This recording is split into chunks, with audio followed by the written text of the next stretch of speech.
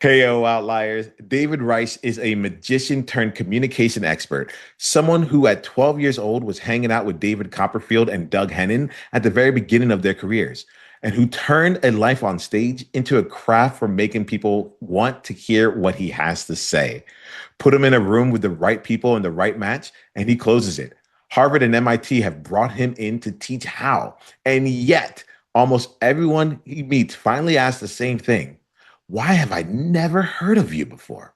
The man who can win any room can't get himself into the ones that matter. So, what keeps someone this good, this hidden from the people who needs him the most? Let's get into the room and find out. Hello there, Outliers. Niiamah Ashong here. Thank you so much for letting us be a part of your journey here today. We are in for a co-creation conversation with none other than David Reich.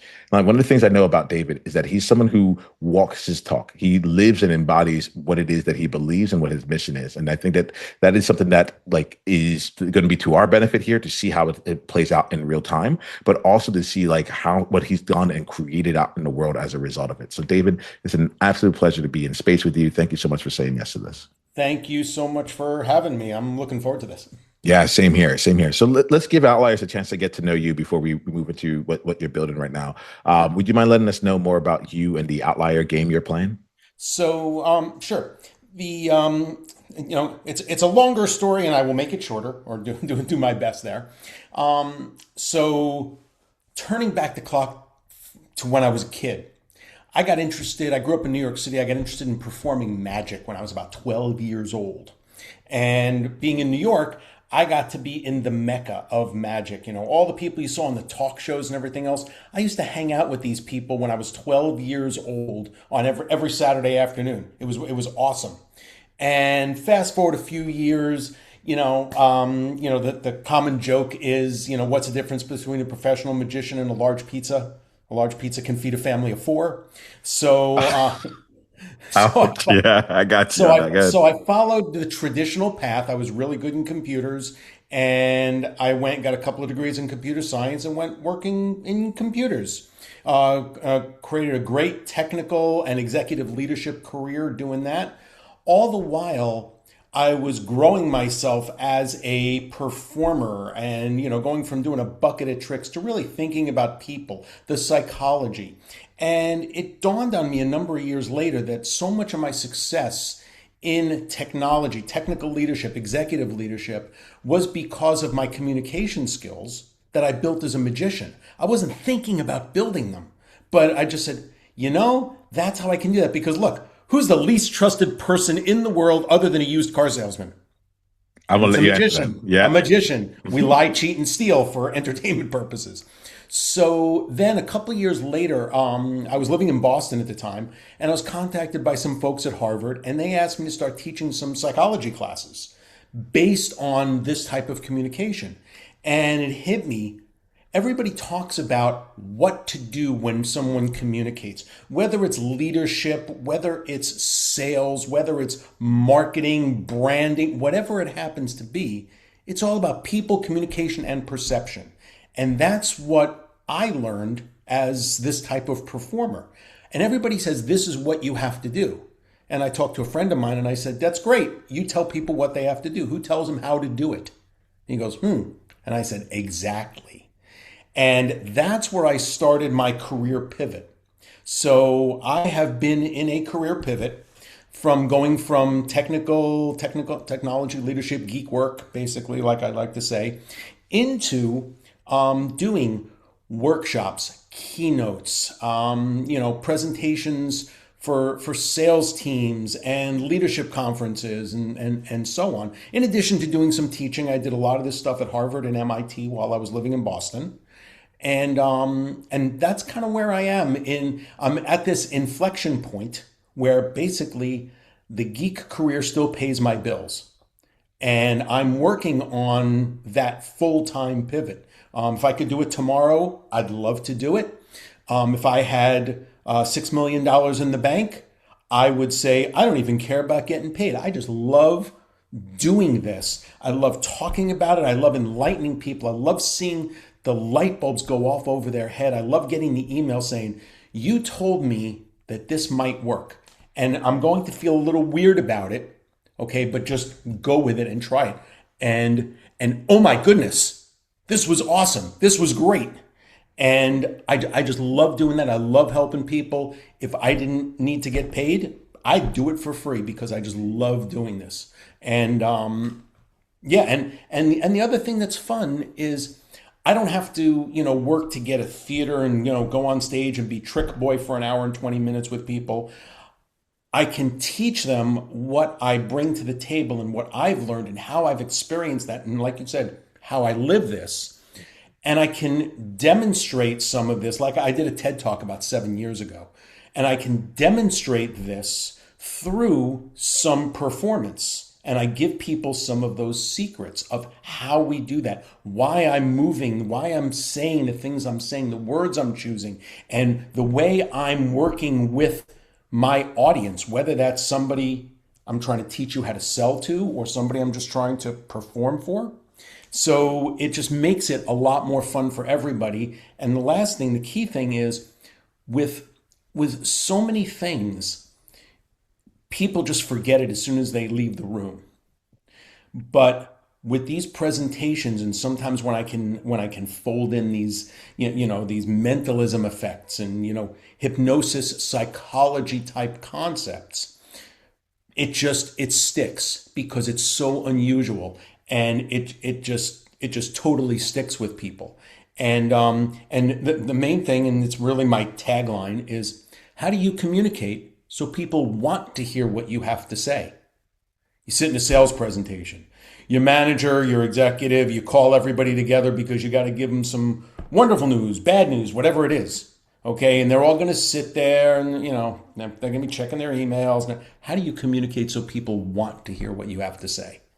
And that's really where I'm going. So that's my longer, shorter, whatever you want to call it, story. Yeah, David, I really appreciate it. Like it's really fun for me because I like to give outliers a chance to get to see you, get to see what you're up to in the world, but it also gives me a chance to get to see you beyond see the you, the you behind the business, the you that's underneath all this here, and get to understand the presence you bring, the experiences you have, the things that you take pride in, and the ways that you've been able to continuously translate your life into new things. And also just what I get about you, David, is that you take your work really seriously, but you don't necessarily need to take yourself seriously. And I think that there's something in there that is that's fun. Where you're it's the geek work. That's I'm like, yeah, one of the things, and I'm going to throw out a couple of Davidisms as we yeah, talk.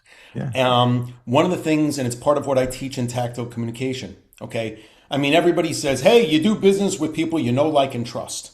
Well, how do you get there? And the main precept that I start out with always is, in any communication, you need to be candid, authentic, and vulnerable. Now, vulnerable doesn't mean to, load somebody down with all your family stuff and so on.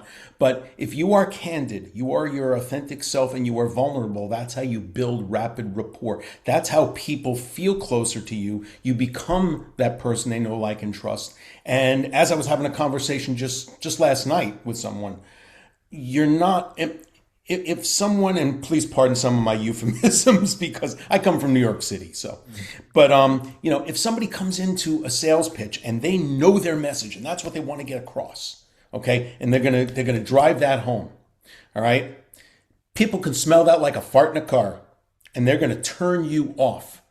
You need to build relationships, and that's what this is all about. I'm always talking about you just making friends. And if you can do something together to your mutual benefit, wonderful. And if you can't, so what? You had a great conversation with someone, and maybe down the road, hey, I remember this guy, and they'll recommend you, you recommend them. And that's really, to me, and it sounds too much like apple pie and motherhood, and it's like, yeah, Dave, that's a load of garbage. It's not. It's really how I live. So. Nice. Well, let's say this: you talked about tactical communication. For any outlier that wants to go deeper down the journey with you, what's the best way for them to do that? Easiest way to start with is just go to my website. I'm actually in a whole redesign right now. It's too wordy, Nice, but nice, but it's very simple. davidreich.com. nice. Nice. We'll keep It's it nice and actually, simple. I don't know if it's cut off, but or if, well, if anybody's just audio, but it's my name, David Reich.com. Perfect. I Simple. love it. I'm all about simplicity. I'm all about Yeah. simplicity here. Outliers. We have our quest here. Let's continue down the journey Yeah. with David here. David, what we're going to do now is we're going to shift gears, right? So we're going to put Mhm. outliers over to the side and know how to go Sure. further down and so on and so forth. But you are playing an outlier game, and one of the things that I've found as I've been having these conversations is that. The way I look at it is like if you're an outlier and you're different from the norm, then like Mhm. why just be a bit different? Like what's keeping you from playing at even higher level? So this conversation I'm about to shift into is not Sure. about how do we go from good to great. It's how do we go from extraordinary to legendary. Are you good with that? Mhm. Sure. All Yes. right, cool. So like I said earlier, like we're gonna have our conversation. If we don't want to release it, we don't need to, but that should give us the freedom to just like be here, right? And Easy like you, peasy. easy, easy. And so here goes the things, David. In this conversation, I'm going to serve. Let's say this. I'm not going to hide anything and hold anything back. Are you good with that? Sure. Okay, cool. I got nothing to hide. All right, cool. I'm gonna play on both ways, right? Uh, Right. Two, I'm here to serve you rather than please you or platform you. Are you good with that? I'm tough love. I love it. Okay. All right, cool. Awesome. And then the third thing is like, look, I have a series of having life-changing conversations. And at this point in my life, like it's that or nothing, right? So Mhm. you open to this being a positively life-changing conversation. Love it. Yes. All right, cool. I think that on both ends here, you said candid, authentic, and vulnerable. So on both ends here, Yeah. we'll bring that into the Yep. play. And one of the things I get about you is like I said at the very beginning, it's like you demonstrate it. So I'm interested in having this candid, authentic, and vulnerable conversation with you, right? Mhm. So David, let's jump into it here. Like if this was going to be a life changing conversation for you, what would we talk about? I'll tell you the biggest thing that the problem that I've got right now Mhm. is when I do any of my presentations, any of my workshops, and when I meet new people. Especially people, someone has introduced me to someone and they said, they might be able to help you with your networking, whatever form that happens. Like, hey, I'm a LinkedIn expert or something like that. My big thing is that I have some of these introductory conversations. So, what do you do, Dave? Give me an example. And then, and I can send them, a little video and things like that. And the overwhelming response I get more often than not is, why the hell haven't I heard of you before? This is awesome. And I Mm. said, that's my problem. Okay. Okay. And what's even funnier is I was working for a while with a marketing coach, how I can get that visibility because not immodestly, whatever. I'm really good at what I do. And my feedback is freaking awesome. But I hate trying to go sell myself. I hate finding that. And what happened was the marketing coach I was working with, we were working with his methodology and so on, and making some progress. He actually changed his entire program around based on a lot of our interaction. And he changed it to be called Speakers Who Hate Marketing. Yep. Yep. And that's really what it is. In my business career, in the business side of things, I said, put me in a room with someone who's got a problem, and I will get this closed if we have the right match.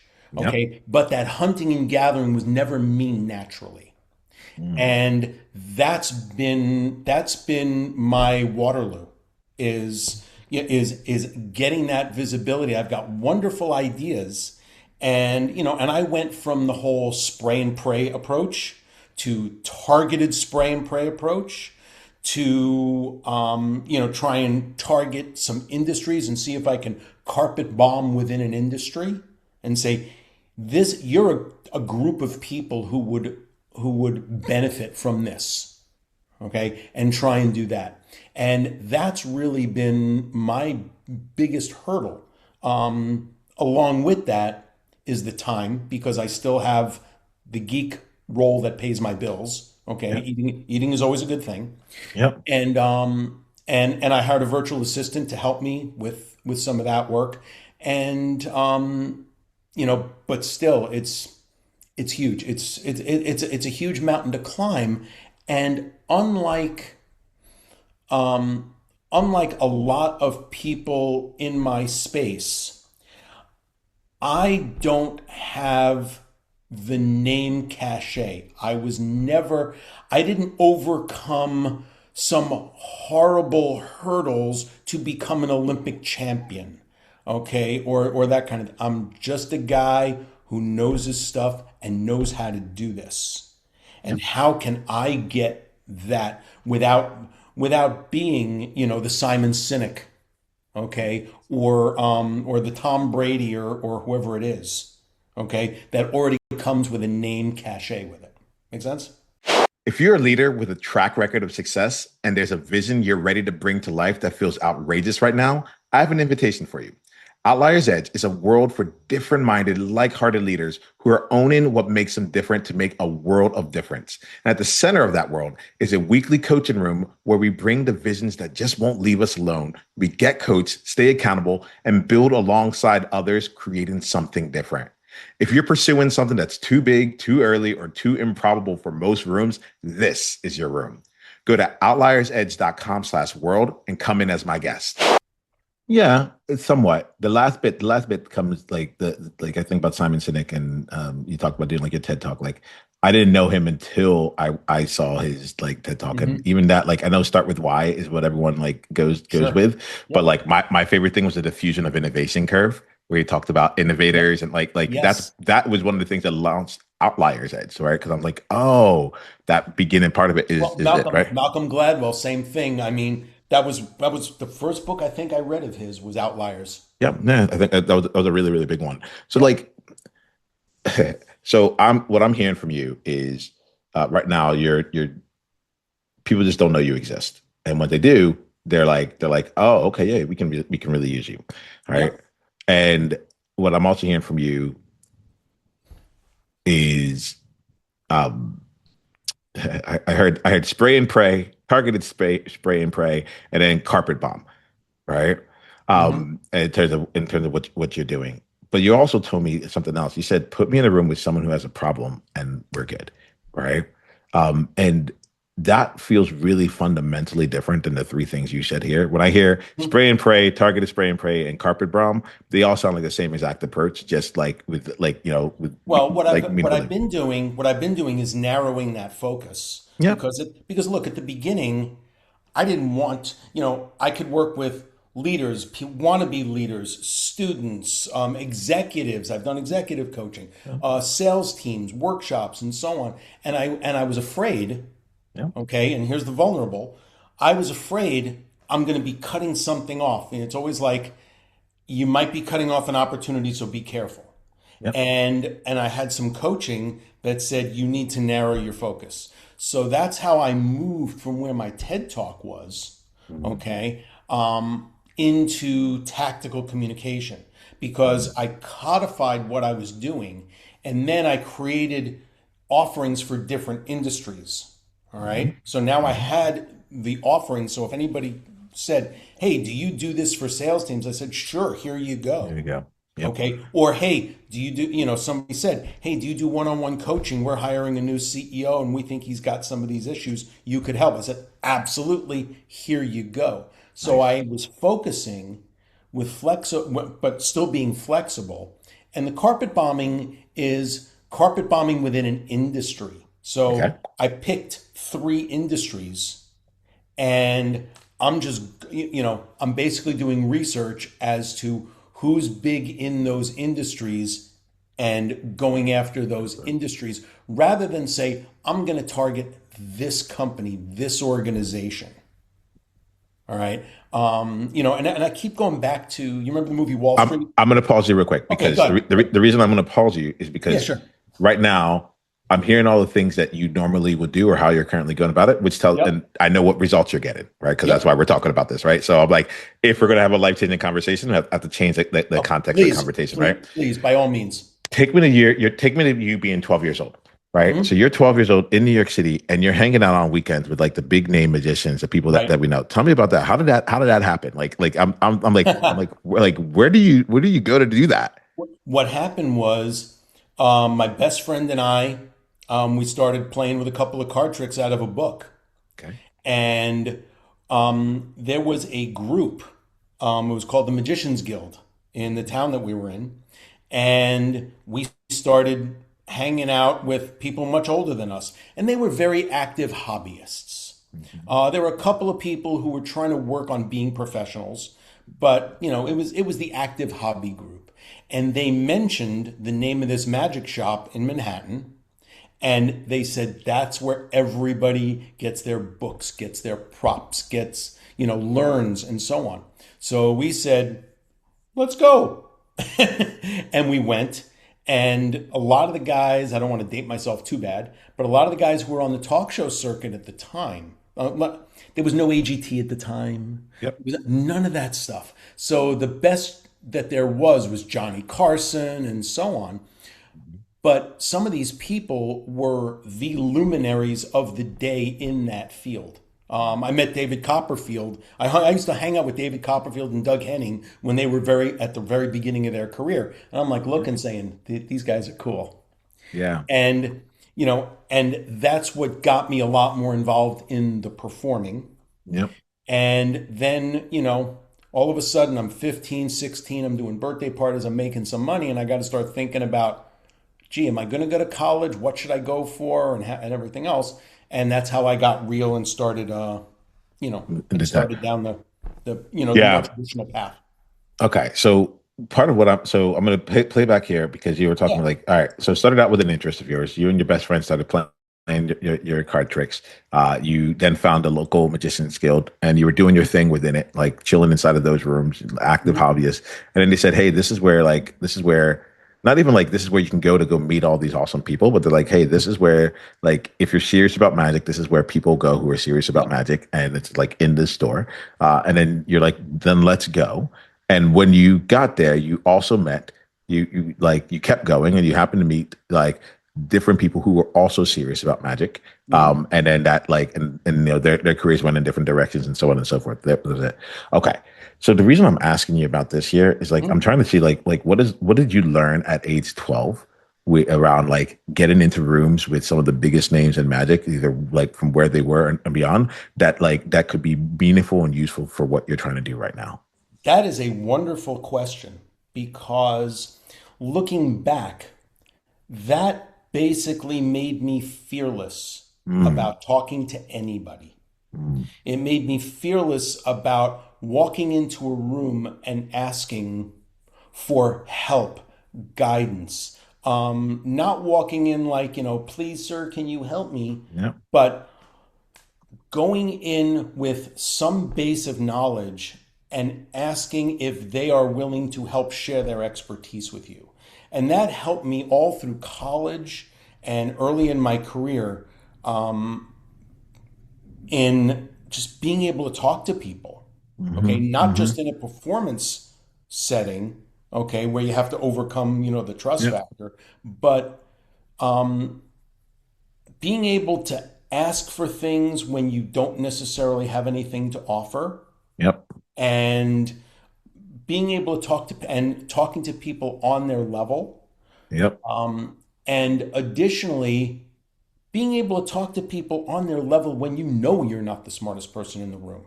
So yep, how you can be a sponge, but also bring some value to them, yeah, whether that be gratitude for their time and knowledge, yep, or you may know something that they don't, and how to bring that to somebody without seeming like you're just a kid. What the heck do you know? I'm this guy.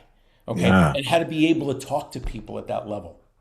So this is interesting to me. So I'm like, I like to see what we can do to, I call it bridging, but to bridge what you know about this into like, making sure that people like can hear about you, right? Mm-hmm.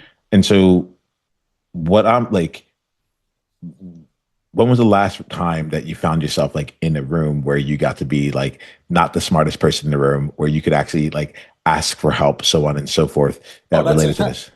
that's every room I'm in. Okay. I Okay. never walk in thinking I'm the smartest person in the room. But more to the point, I'm finding myself on one-on-one Zoom calls. Hey, Okay. let me introduce you to this person. And, here, perfect example. There's someone out in California. Okay. She is a LinkedIn profile expert, helping you get visibility and so on Yeah. through obviously the LinkedIn platform. Yeah. And she offers very high priced coaching. She's got some online programs and so on. Sure. And she and I were talking because we were introduced through someone. And it turns out that some of my technical expertise was Mhm. able to help her in putting some of her programs together. Cool. So she said, here's my program. I'm not going to ask you for anything. I really Cool. love what you're doing. I love talking to you. You help me, I help you. There you go. And we're making friendships like that. Nice. Nice. So, that has never been the problem. And what it really keeps coming down to is finding the people or getting in front of the people who have the need and the budget to say, we'd like to bring you in to help our teams. So what's the difference here, right? Because when I hear this, it comes off like a colleague, a peer level thing here. Mhm. Like how do like what would need to shift for you to use that same exact strategy to go and get you gigs and get you workshops and get you clients from it rather than get you more peers? What would need to change? That's really the crux of the problem. Mm, I've been doing networking with a lot of people. I've been searching out and I've been doing candidly. I do a bunch of freebies for a mhm, lot of organizations. mhm. A lot of them I'm traveling on my own dime, Okay. okay, because it's my investment, Okay. all right? And and I'm making some inroads there. Mhm. It's just slow going and finding the people. And what's interesting is the most recent collaboration that I had, and I'm having again, was with this group, this marketing organization and advertising organization based out of the New York metro area, okay, Yep. where I don't live anymore, even though I grew up there. And and I just fly myself there and use whatever credits and points I've got, and Yeah. and it's my investment. They don't have a budget to pay me, but I'm looking at making doing that networking in the area where my ideal client profile lives. Okay. So So, let's take. All right. This is good to know. All right. So I'm gonna take a step back and make sure I have this properly, right? mhm, Because at the end of the day, there's two sides of this here, right?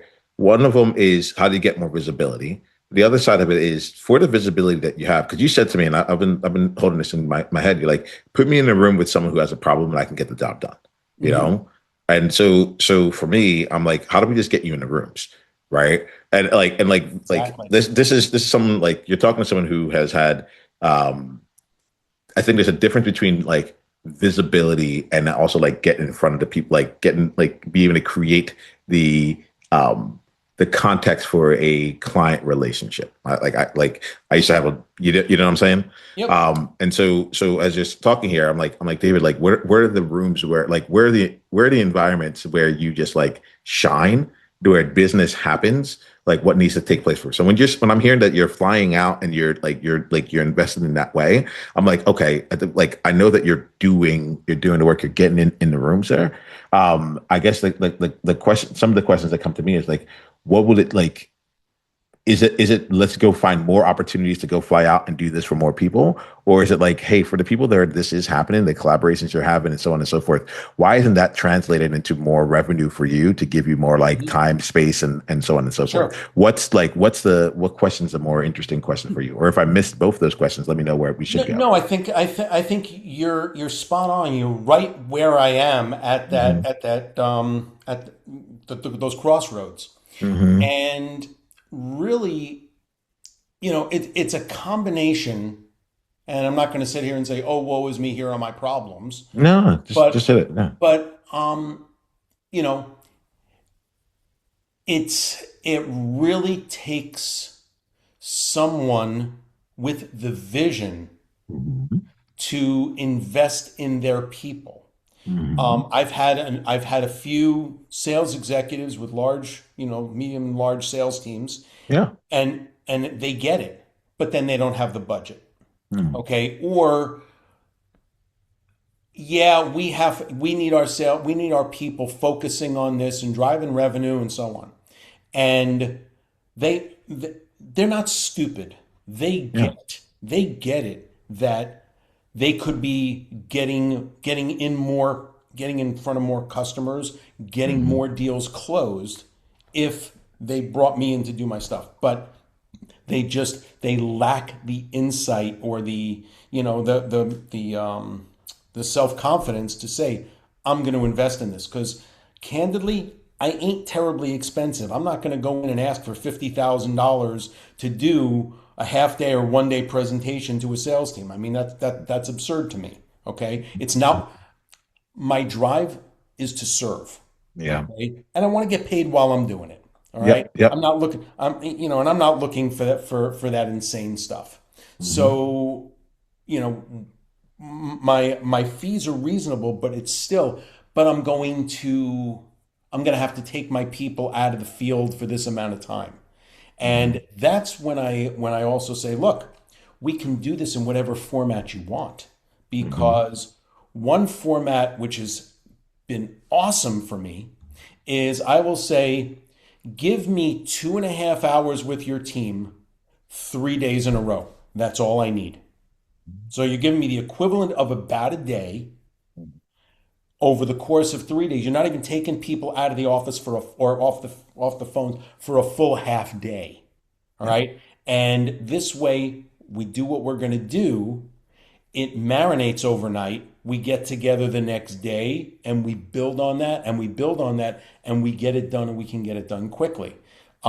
The problem that I've got, quite Yeah. frankly, is people are just everybody is counting every single dollar and Mhm. there's not a lot of investment there unless you find those relative few.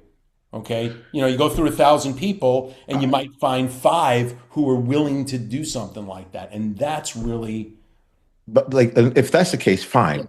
I'm questioning, like, are you going to get those five, right? And that, so, let's say everything you're saying is like a part of me could play on that overall, Mhm. right? But I think that there's something that's coming to me as we're talking here, David, and it feels like as I'm hearing this, like I spend my time with Outliers, right?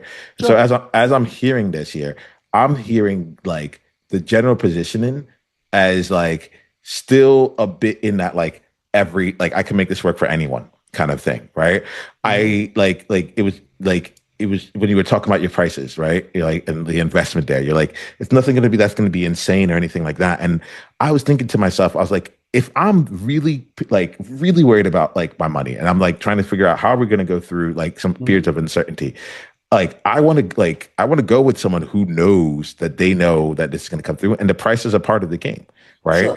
And so I'm wondering right now if there's things in the way that you're communicating like that is actually like taken away from the trust Mhm. in there. And it's not about posturing. It's not that. That's Sure. not what I'm saying. But I'm listening to this, and I'm curious. As you were talking, the sense that I got was I'm like, I feel that David's like in a seller position rather than being in a buyer position. What does that mean? Right? I Mhm. only like to have engagements with people when we're both in the buyer seat. Like you are auditioning them versus they are auditioning you, right? And I'm not getting that Yeah, sense from you. I you're spot on. I think like them, but I'm in the seller position. You're totally correct. And I'm yeah, and not and it's funny because when I coach people, I've got a lot of yeah, friends who are getting out of college, grad yep, school, whatever, and I yep, coach them on their interviewing. I say, you need to ask them questions. You need to be yeah, interviewing them. yeah, Okay. yeah. Like Like so there's why should I come work for you? yeah, this so like I'm sitting here. I'm not in any of those conversations, but like the Mhm. sense that I get right now is like David's probably someone that knows like what's going on. He has a program, he has a methodology. Like I get a bunch of different emails from people who are all doing the same thing. Different people want to come Mhm. and pitch me on this here. Like it could work. I'm not really necessarily like sure I'm getting that sense that of like where it would be. And I wonder how much of this would change if you were in the place of like, look, I'm in demand. Like I need to know that your team is serious. Like Yeah. we get this done in 3 days. Like is this a problem enough that is worth you solving in 3 days? If you want to solve it for over 3 months, three years, go hire someone else. But the people I work to, And their problems are that acute, their opportunities are Mhm. that big, so on and so forth. So if that's not you, let me know, and Mhm. I'll send you something in the mail, and you can use that to come and Yeah. help your team on. But like this, like I'm not getting that energy, or like maybe you're And, bringing it, but like let me know if that's if and let me tell you something. I don't know, anybody who's listening to this, just don't worry audio, about that. Don't worry but about that but the because we thing might leave them is, out. Yeah, you can't see it even though we're on a screen. yeah, There's a light bulb going off over my head with nice. what you just said. Yeah, And it's one of these things where it's part of what I do where, you know, you're not telling me anything I don't know, mm-hmm. but you're making me acutely aware of changing that, changing up the way I'm doing some of that, Yeah, and saying, why should I come and give my thing to you? You've got this problem that we can solve together. Tell me why you're the right person for what I bring to the table. exactly. And And like and that's you'll and feel that in the moment to like have because you can still be candid, vulnerable, and authentic, yes. but but it's also edgy, right? So my three words right now Yeah. are outrageous, edgy, and fun, No, I, right? I I love that because that can in the things that I'm working on as far as I'll call it marketing, I'll call it outreach, Yeah, whatever, if it's the right term. But, you know, it goes back to creating that sense of I've only got this many spots for the people who qualify, who are yeah, ready for this, yeah. and changing that. And that, look, that goes right back to what I'm doing because magician, perception is Hmm. reality. Changing that perception of rather than, hi, please hire me because I got great crap for you. Yeah, Okay. It's like, I know you've got these problems. Okay. And I know I can solve them. Tell me why you're the right person for this. yeah. Like this is like I'm gonna like I, you got it. I, I We like can end that. it here. Yeah. I like Like that. David, I'm gonna say something to you where it was like I think I just need to say it. I'm gonna say it to you straight. Candid, Please, authentic, and vulnerable, right? please, please. I think you're playing for the middle of the road right now, and you're getting middle of the road results, You, right? you just read me. I'm always hedging my bets. Yeah, Okay, man. because I've always been kind of. It's like why I didn't go into magic and presentation full time when I was younger You were hanging because out with the greats. I was afraid that I was never going to make it there, and it's like, oh my goodness, now what am I going to do? I'm living in a cardboard box down by the river, Yeah, and yeah, and that's why I hedged my bets, and I've done the same thing in a technology career as well. I was working on lots of different technologies, and I was expert in one thing for like 15 years, and I nice. was the de facto expert Look at that. in the And I'm industry. assuming that people came to you because of that, Yes, right? yes. This is like think about like you've been giving me different clues about this all throughout our conversation. I'm getting goosebumps, Mhm. so I'm gonna go with this, right? Yeah, You were living somewhere in the New York metro area in the Magicians Guild. You had stuff around you, but they didn't go and say, "Hey, go down the street to the yeah, magician shop." They said, "Go to the number one spot that's in Manhattan." And like this is where everyone gets their thing. yeah, So like you're wherever you are and you at 12, 14, 15, whatever it is, you had to go and convince your friend to go out there. Why? Because that thing had magnetism. It was the best. When we talk about Simon Sinek and someone else, you're like, well, I don't want to do all the things that Simon did. I was like, but like he's getting all the stuff because he's done the yeah, work to be like magnet, right? When we came to the pricing, you're like, look, I'm very reasonable, like this, that, and the other. I'm like, dude, yeah, you're middling, hedging all over. yeah. And like as we're talking, like the same way that you said someone else like changed the thing, I'm realizing right now that in times of great uncertainty, the outlier position is the best position on the board. Yeah, It is yeah, the best position to have. Like, yeah. and you're not like you're not claiming it, Well, man. and you know something, what you're doing is you're cementing and validating Yeah. something that some of the showbiz marketer stuff, some of the Yeah. groups that I've been part of, you know, I know a couple of people who do magic shows for a living. They do Yeah. birthday parties, anniversary parties, and so on. And they say, I did 300 shows last year, right? Hmm. And I said, oh, and there's 365 days a year. What kind of life does that give you? Yeah. And they're charging $350 per. And everybody says, you need to up your fees. And Yeah. that's exactly what I did. But I didn't look. I would never go to the $50,000 fee because that's the Tom Brady. Why That's the not? Tom Why not? Why? because But like, that's the Tom Brady fee. That's I mean so, that I mean I've David Reich. researched in the Da- industry. let The me ten ask you. thousand the ten Let thousand dollar fees are where are my sweet spot. Well, I hear you, Yeah. right? Right, Yep. I hear you, but I'm going to leave you with a quest here today, and that is to come up with a Yeah. $50,000 offer. Doesn't mean everyone has to take it, but I need you to know that, I Yes. like right now, when money is tight and uncertainties out in the world, I'm going to call on the star quarterback. I'm going to call for Tom Brady, Yep. and if you're coming in, you're like, well, Yep. I played in D1 in college. I'm like, I don't know if you can take me all the way to the championship. I need a championship right now, Right. and so I'm going to call you in right now in this place here, where which is like people Sure. are not looking for hedge right now. They're making a bet. They're You looking for some. know, They're looking for the all in. they're looking for the all in. And if you're not all in on yourself, Yep. I had someone say this with getting the job years ago. It may or may not apply, but he my friend was like, dude, the thing is get your first job offer. Once you have one offer and you start calling the other people who are on the table and saying, hey, I'm sorry, I have an offer. They're all like, I don't know you from the other 200 people that just came in, but someone is willing to take a bet on you. Like Yes. that, all of a sudden that changes the perspective there, right? So right, you're too it just feels like you're too available. You're too in the middle. You're too reasonable, and it's like this is unreasonable times. Yeah. Go be unreasonable, David. Like magic is an unreasonable thing. It's funny. I used to report to a guy and at a job, and he said, "Dave, you and I have the same problem. We're too nice, Yeah, and you need to push I'm gonna that say you're not boundary." nice enough. I'm gonna say you're not nice enough, David, because you let me know if you prefer Dave or David, but I'm gonna say you're not nice enough because if It, you it doesn't were, matter. okay, if you were, you will be doing what it takes to make sure that the person across from you knew that their problem would their problem would be handled, and that the real nice thing to do is to make sure that no one leaves that room without the clarity and conviction to make sure that the problems that they've been suffering and the gifts that they have to offer to the world get offered.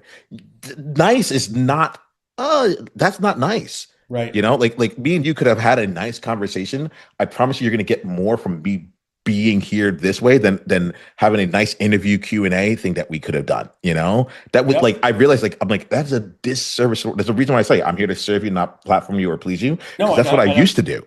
and I'll tell you, I'm loving this because a lot of podcasts are tell me how you got into this, and Yeah, it's all fluffy yeah, as opposed to what I mentioned earlier, the tough love, the things like yeah. I'm gonna be straight up with you. This is what I see you're missing. This is what I see you're not doing. You have something And to offer to this world, David. I'm not I feel that you have the experience, you have the Mhm. stories, you have Yeah. all these things here. You're the real deal, right? But before it's the first sale. I don't know, the first sale is not complete with you yet. I don't think you get how big of a deal you are. And I Mhm. think that you keep you hedge yourself, even when I'm fighting for you, you're fighting for your limitations. What did my coach would say? He'd be like, people fight for their I like limitations. You're that. like, I like yeah, that. I'm like, you're the Tom Brady. You're like, nope, I'm not the Tom Brady. Actually, I think I'm right here. I'm like, come on, let's go. You're like, nah, I think this is my sweet spot right here. I'm like, Dave, what are we doing? What are Yeah. we doing right here? Yep. Right? Yeah. No. Yeah, I'm not. It's unusual for me. I'm not sure how to put it, what you're saying into words You don't need to. Yeah. to mirror it back. Yeah. But everything you're saying, okay, Yeah. is going in and Yep. sticking. Yeah. No, Okay, I mean I it's know. it's it's gelling in here. Yeah, yeah, So yeah. No, yeah. this is we're gonna end for today, but this this is your nervous system. I'm talking to both your head, but I'm also talking to your nervous system. And there's a reason why you're Yeah. you're not saying anything I don't know. And I know that because I'm not here to teach you anything. I don't need to sell you on a Yeah. system.